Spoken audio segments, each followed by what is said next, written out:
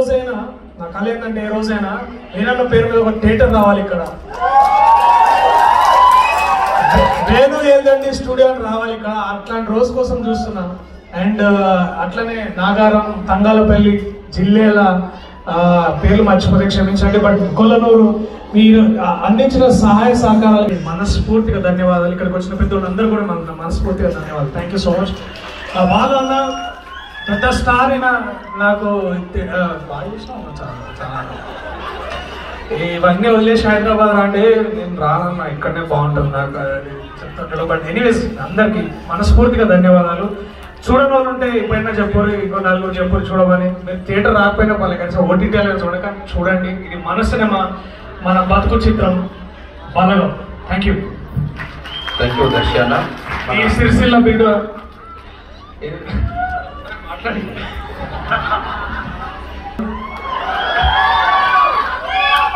నచ్చిందా సినిమా? నాకు తెలిసి ఇందులో ఒకటేసారి కాకుండా 2-3 సార్లు చూసిన, 2-3 సారి చూడడానికి వచ్చిన వాళ్ళు చాలా మంది ఉన్నారు అనుకుంటా. చాలా చాలా చాలా సంతోషంగా ఉంది. అంతే. టికెట్ దొరకలేదా?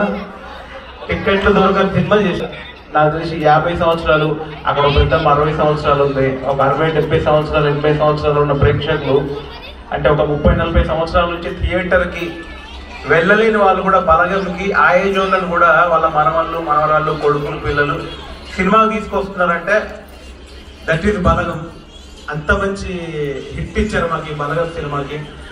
సో వేదిక మీద ఉన్న పెద్దలందరికీ, ప్రవీణ్ అన్న, చక్రపాణి గారు, రామ్మోహన్ అన్న అండ్ ఇంకా మిగతా పెద్దలందరూ, and Balu, thank you Balu. Cinema 2 years నుంచి ట్రావెల్ చేస్తున్నప్పటి నుంచి బాలు నాకు అన్ని విధాలా నాకు సహాయ సహకారాలు అందించారు. So thank you so much Balu. And ఈ సినిమాకి పనిచేసిన all technicians, my DOP Venu ఆచార్య.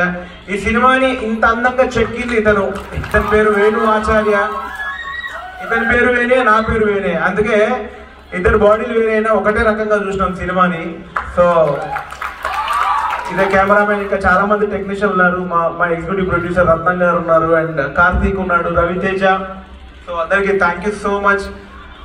నాకు అంటే ఎస్పెషల్లీ నటరాజ్ థియేటర్ తోటి చాలా అనుబంధం ఉంది. ఎందుకంటే చిన్నప్పుడు మామూలుగా స్కూల్లో ఇంటర్వెల్కి వెళ్ళొస్తా సార్ అని చెప్పి బుక్స్ బొడ్లు పెట్టుకొని నటరాజ్ థియేటర్కి వచ్చేటోని.